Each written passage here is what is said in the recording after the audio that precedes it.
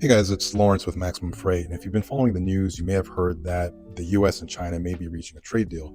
And I think the general sentiment is that this is going to resolve and fix the current volatile tariff situation and bring tariff levels back to reasonable levels.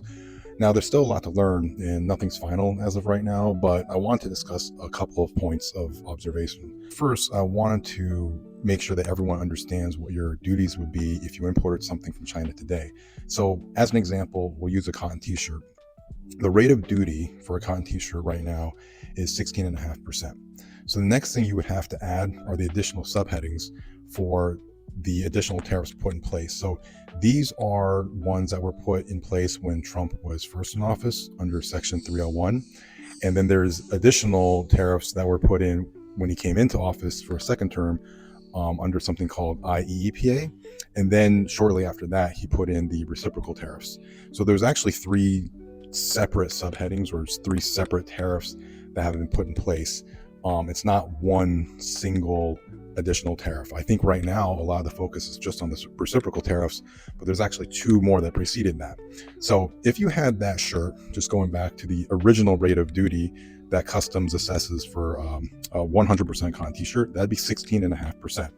Now, the Section 301 tariff is an additional 20%, and the ones under IEEPA are an additional 25%, and the reciprocal duties for China right now are 125%. So you would be paying a total of 186.5% of your cost as an importer, in addition to the cost of your shirt. So if your t-shirt was $10 from your supplier, you would pay an additional $18.65 in duties, making the total cost of your shirt before any other costs $28.65. So that'd be the cost of the shirt plus the duties. So what if you imported something that was duty-free? So duty-free simply means the US does not charge any duties or tariffs on a particular commodity. But duty-free items are not all exempt from the additional duties imposed by the subheadings that we just mentioned. There are some exceptions, but most items that are duty-free are still subject to those additional tariffs. So a duty-free item would still be subject to the 20% plus the 25% plus the 125% reciprocal tariff, for a total of 170%. So if an item is $10 in cost, a quote-unquote duty-free item, an importer would still have to currently pay an additional 170% duties, or $17, right, for a total of $27. So that means for a quote-unquote duty-free item, you're still paying 170% in additional tariffs, right? Now, I'm bringing that up because I want to highlight a couple things. So firstly, I don't think many people are aware of how tariffs are currently being calculated, and that each set of tariffs previously assessed is added cumulatively to create a total on top of your current rate of duties, right? As we mentioned in the example above. The second point is that this current U.S. China trade agreement, from my research anyway, is only addressing the reciprocal tariffs.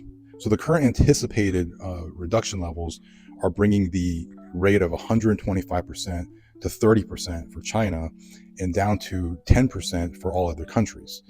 And if that's the case, this would still leave an additional 75% for Chinese imports, because remember, you still have that 20 plus the 25, and then if it gets reduced to 30, right, you're still at 75% for Chinese imports, in addition to whatever your regular rate would be. So that's still an enormous number for importers and manufacturers and U.S. consumers to absorb.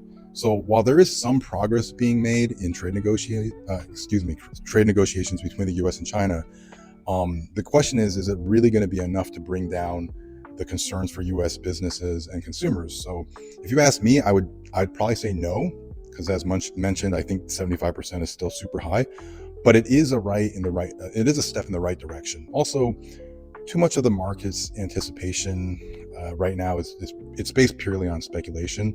We need to really see what the final decisions are by the current administration and what customs lists as its official updated rates. And that's supposed to be coming in a few days. So it's going to be an interesting year for sure. If you want to learn more and stay on top of topics like these, follow our Maximum Freight account and hit us up for a free logistics consultation if you do have any questions on international shipping.